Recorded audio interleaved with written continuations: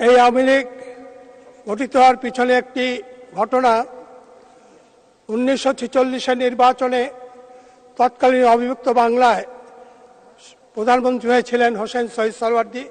তিনি অবিভক্ত বাংলার প্রধানমন্ত্রী, একাধারে অন্যদিকে মুসলিম লীগেরও সভাপতি ছিলেন। 46-এ মোহাম্মদ আলী জিন্নাহর ডাইরেক্ট অ্যাকশন ডের অনুযায়ী যখন সাম্প্রদায়িক দাঙ্গা সৃষ্টি হলো, তখন হোসেন শহীদ সোহরাওয়ার্দী যখন মহাত্মা গান্ধীর সাথে এই দাঙ্গাপ্রীত অঞ্চলে দাঙ্গা ঠেকাবার জন্য ব্যস্ত, সেই মুহূর্তে খাজা নাজিমউদ্দিন তড়িঘড়ি করে 1946-এর শেষের দিকে ঢাকায় আসে এবং কতিপয় সংসদ সদস্যকে নিয়ে ষড়যন্ত্র করে তাকে বাদ দিয়ে তিনি পূর্ব বাংলার মুখ্যমন্ত্রী দায়িত্ব গ্রহণ। সেই দায়িত্বকে কুক্ষিগত করার ষড়যন্ত্র হিসাবে তিনি মুসলিম লীগ থেকেও সোহরাওয়ার্দী সাহেবকে সরিয়ে মৌলানা আকরাম খানের নাম ঘোষণা করেন কনভেনার হিসাবে। এই ষড়যন্ত্রের বিরুদ্ধে তৎকালীন যখন বঙ্গবন্ধু সহ পশ্চিম বাংলা থেকে যখন লোকেরা আমাদের নেতা কর্মীরা আসতে শুরু করলো, তখন ঢাকায় 50 নম্বর মোগলটুলি একটি শাখা অফিস ছিল মুসলিম লীগের। সেই শাখা অফিসকে তখন ওয়ার্কার্স ক্যাম্প হিসাবে ঘোষণা করে তখন সেখানে তারা সংঘবদ্ধ হলো। এই সংঘবদ্ধ হওয়ার মধ্য দিয়ে তারা সিদ্ধান্ত নিল, প্রথমে তারা সদস্য সংগ্রহ বই দাবি করে মৌলানা আকরাম খাঁর কাছে গেল, তিনি অস্বীকার করলেন। এই নিয়ে নারায়ণগঞ্জে প্রথম খান সাহেব ওসমান আলীর এলাকায় মিটিং হলো, ওনাকে লাঠিচার্জ করা হলো, আহত করা হলো। পরে পাইকপাড়া মিটিং হলো, সেখানে লাঠিচার্জ করা হলো। পরবর্তীকালে ওই মুহূর্তে হোসেন শহীদ সোহরাওয়ার্দী সাহেব দিনাজপুরের দবিল ইসলাম সাহেবের একটি হবিয়াস কর্পাস রিট মামলা করার জন্য ঢাকা আসেন। তার সাথে যোগাযোগ করা হলে উনি বললেন, মুসলিম লীগের সাথে সম্পর্ক রেখে কোনো কাজ হবে না, আলাদা দল করতে হবে, গণতন্ত্র প্রতিষ্ঠা করতে হবে, মানুষের অধিকার প্রতিষ্ঠা করতে হবে। আমি পশ্চিম পাকিস্তানে কাজ শুরু করেছি, আওয়ামী মুসলিম লীগ তোমরা এটা নিতে পারো। তখন এদের ভিতরে আবার আলোচনা হলো এবং তখন আলোচনা করে সিদ্ধান্ত হলো একটি কনফারেন্স করবার। এর আগে আমাদের বঙ্গবন্ধু শেখ মুজিব ভাষা আন্দোলন করতে গিয়ে রাজপথে আন্দোলনকে যখন নিয়ে এসেছিলেন, 11ই মার্চ লাঠিচার্জ হলো, 69 জন গ্রেপ্তার হলো, আহত হলো, বঙ্গবন্ধু গ্রেপ্তার হয়েছিলেন। বঙ্গবন্ধু কারাগারে থাকা অবস্থায় 1949-এর 23শে জুন কেম দাসলেনের 10 নম্বর বসিরউদ্দিন সাহেবের বাড়িতে এই সম্মেলন অনুষ্ঠিত হয়। সেই সম্মেলনে মৌলানা ভাসানীকে সভাপতি, শামসুল হককে সাধারণ সম্পাদক এবং বঙ্গবন্ধু একমাত্র যুগ্ম সাধারণ সম্পাদক হিসাবে কমিটি ঘোষণা করা হয়। এবং 24শে জুন আরমানিটোলা ময়দানে প্রথম আওয়ামী লীগ পাবলিকলি আত্মপ্রকাশ করে এবং সেখানে মুসলিম লীগের অনাচার, অবিচার এবং দুর্বিষহ জীবনের কথা মানুষের তুলে ধরা হয় এবং আন্দোলনের ডাক দেওয়া হয়।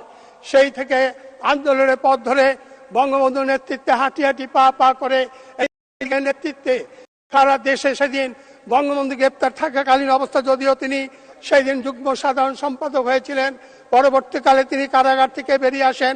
তখন শামসুল হক সাহেব অসুস্থ থাকার কারণে তাকে ভারপ্রাপ্ত সাধারণ সম্পাদকের দায়িত্ব দেওয়া হয়। তিনি তখন সারা দেশে এই কমিটি করা শুরু করেন।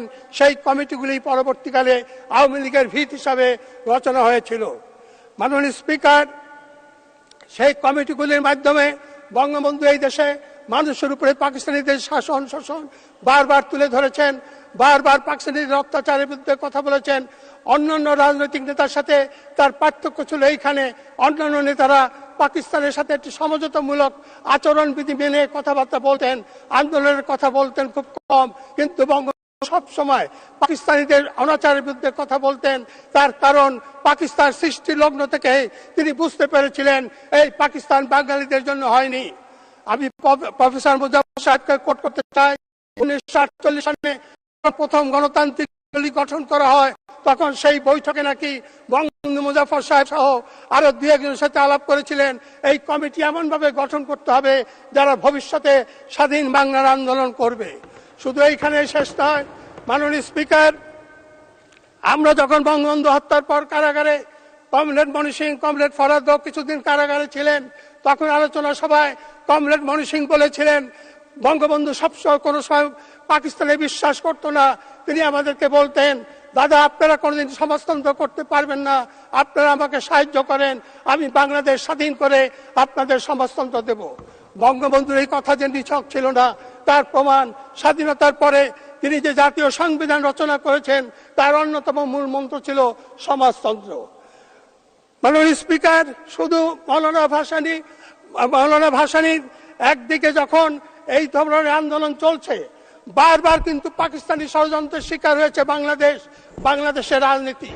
ঠিক এমনি একটি পর্যায়ে যখন প্রথম দানাবাঁধা ওঠে মুসলিম লীগের বিরুদ্ধে আন্দোলন, তখন ভাষার বিরুদ্ধে ষড়যন্ত্র করে 50-এর দাঙ্গা করা হয়েছিল। আবার বঙ্গবন্ধুর নেতৃত্বে এমনিভাবে একটি আওয়ামী লীগ যখন ক্ষমতা আসে 1956 সনের 5ই সেপ্টেম্বর, যখন আওয়ামী লীগ এই দেশের মানুষের অধিকার প্রতিষ্ঠা করা শুরু করে, তখন আবার তারা মৌলানা ভাসানীকে দিয়ে আওয়ামী লীগকে ভাঙার চেষ্টা করে এবং আওয়ামী লীগকে ভেঙে দেয়। মাননীয় স্পিকার, আমি বারবার বলেছি, এই দেশে যা কিছু অর্জন, যা কিছু প্রাপ্তি দেশের মানুষের, আওয়ামী লীগ শেখ মুজিব, আওয়ামী লীগ শেখ হাসিনা, এর বাইরে এই দেশে মানুষ কিছু পায় নাই। আমি ছোট্ট দিয়ে একটি প্রমাণ আপনাদের দিতে চাই। মাননীয় স্পিকার, 1956 সনে 5ই সেপ্টেম্বর আওয়ামী লীগ ক্ষমতা এসেছিল। 1958 সনের 7ই অক্টোবর সামরিক শাসন জারি হয়। এই সময়টুকুর মধ্যে বাংলাদেশে কোনো 21শে ফেব্রুয়ারি সরকারি ছুটি সেদিন আওয়ামী লীগ ঘোষণা করে, উন্নয়নের জন্য প্ল্যানিং বোর্ড আওয়ামী লীগ ঘোষণা করে, ঢাকা ডেভেলপমেন্টের জন্য ডিআইটি বোর্ড, ডিআইটি আজকে যেটা রাজুক সেটা আওয়ামী লীগ স্থাপন করে। এই দেশে ঢাকার ইচ্ছা রাস্তা সেদিন আওয়ামী লীগ স্থাপন করে। এই দেশে কোনো এক্সপোর্ট ইম্পোর্ট অফিস ছিল না। বঙ্গবন্ধু কমার্স মিনিস্টার হিসাবে এক্সপোর্ট ইম্পোর্ট অফিস সেদিন চট্টগ্রামে স্থাপন করে। আজকে যে কক্সবাজার পর্যটন কেন্দ্র, বঙ্গবন্ধু কমার্স মিনিস্টার হিসাবে এই পর্যটন কেন্দ্র সেদিন ভিত্তিপ্রস্তর স্থাপন করে শুরু করেছিলেন। আজকে যে হযরত শাহজালাল সার কারখানা, এই শাহজালাল সার কারখানা ফেঞ্চুগঞ্জ সার কারখানা হিসাবে সেই দিন বঙ্গবন্ধু এই ভিত্তিপ্রস্তর স্থাপন করেছিলেন সর্বপ্রথম সারখানা হিসাবে। আজকে ঢাকার ডায়েরি ফার্ম, আজকে রমনা বোটানিক্যাল গার্ডেন সহ এই দেশে উন্নয়নের যে কয়টা চিত্র, আজকে jute marketing corporation, BIWTA, BIWTC, সবকিছু সেই দিন সে আওয়ামী লীগ সরকার স্থাপন করেছিল। এবং লেবার ইউনিয়ন, কৃষি বাতিল, চলচ্চিত্র উন্নয়ন সব বঙ্গবন্ধু স্থাপন করেছিলেন শিল্পমন্ত্রী হিসাবে। এই দেশে বিসিক সেদিন বঙ্গবন্ধু স্থাপন করেছিলেন। ইরিধানের চাষ সেদিন আওয়ামী লীগ সরকার স্থাপন করেছিল। পাওয়ার পাম্পের মাধ্যমে সেচ ব্যবস্থা সেদিন আওয়ামী লীগ সরকার করেছিল। এই সব কিছু অল্প সময়ের ভিতরে সেদিন আওয়ামী লীগ সরকার করেছিল। মাননীয় স্পিকার,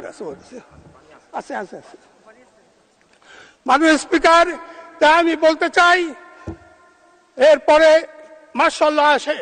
মার্শাল্লাহ আসার পর বঙ্গবন্ধু যেই দিন 52 এর আগে যখন 54 সনের যুক্তফ্রন্ট নির্বাচনের পরে শেরে বাংলার নেতৃত্বে সরকার হলো, শেরে বাংলা মাত্র 3 জন নিয়ে প্রথম সরকার গঠন করলেন। আবু হোসেন সরকার, সৈয়দ আজিজুল হক নান্না মিয়া, আশরাফুদ্দিন সাহেব। 15 দিন পরে 13ই মে তিনি আরো 9 জনকে নিলেন। বঙ্গবন্ধু আতর রহমান খান সহ আরো 9 জনকে নিলেন। যেদিন শপথ অনুষ্ঠান হয় সেই দিন ঢাকা আদমজীতে বিহারি বাংলায় দাঙ্গা হয় এবং 30 মে 92 ক ধারা জারি করে এই মন্ত্রিসভা দেওয়া হয়।